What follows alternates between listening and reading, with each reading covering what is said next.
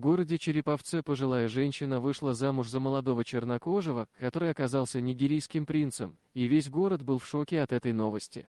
И именно эту скандальную историю я хочу вам рассказать, дорогие читатели. Судьба двух молодоженов даже стала рекламным роликом для федерального канала. Возможно, вы уже слышали о Натали Ведениной и ее муже Пауле Габриэле Сёгуне Аджаи, который оказался на 18 лет моложе ее. Для тех, кто их не знает, я хотел бы кратко напомнить их историю. Начнем с рассказа о главном герое. Наталья Веденина, зрелая женщина, которая жила в Череповце и работала медсестрой, чтобы достичь того, о чем мечтают многие женщины, а именно счастья.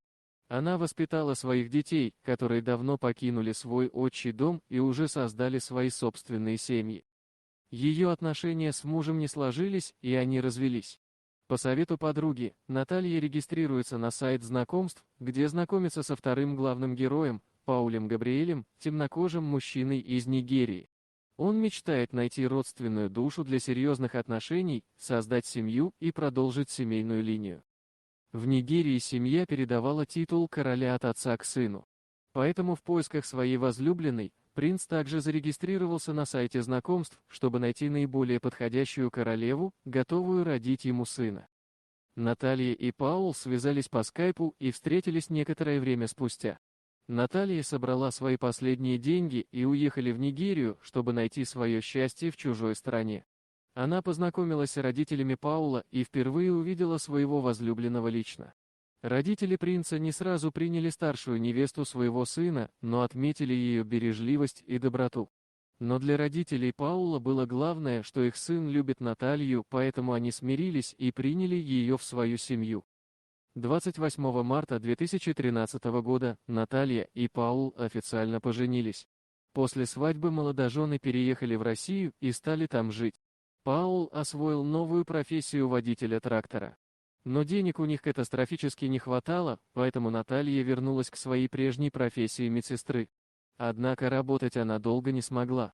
Благодаря ЭКО в 2017 году родились два очаровательных ребенка, Дэвид и Даниил.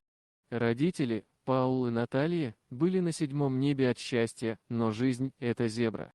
Утомленный домашними делами и тяжелой работой, Паул решил отдохнуть и взять отпуск. Он поехал в ночной клуб, и там произошло непредвиденное. Осенью 2018 года в клубе ему внезапно стало плохо, и скорая помощь, к сожалению, не смогла спасти Паула от молниеносного сердечного приступа, который и прервал его жизнь. Наталья оказалась наедине со своими очаровательными детьми, которые, как две капли воды, были похожи на мужчину, которого она любила. И хотя, как и в турецком сериале, конец мог быть печальным, но на этом история не закончилась. Вскоре после смерти Паула Наталья решает изменить свою жизнь, находит на том же сайте знакомств нового темнокожего друга Орландо.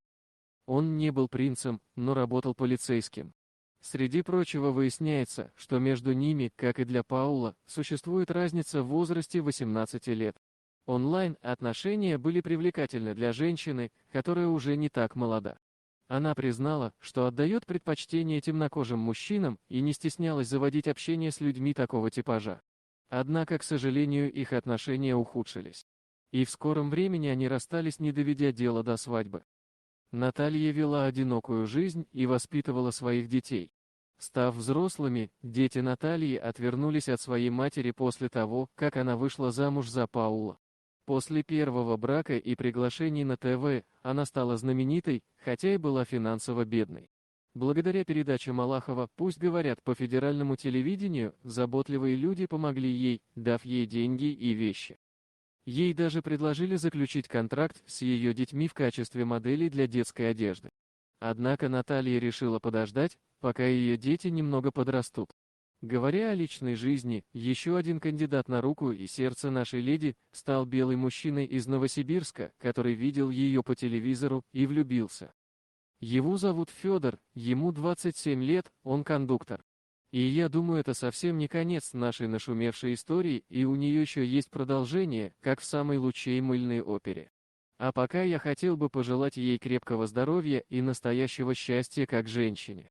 Хотя я думаю, она его уже нашла в 2017 году, когда родила двух очаровательных малышей.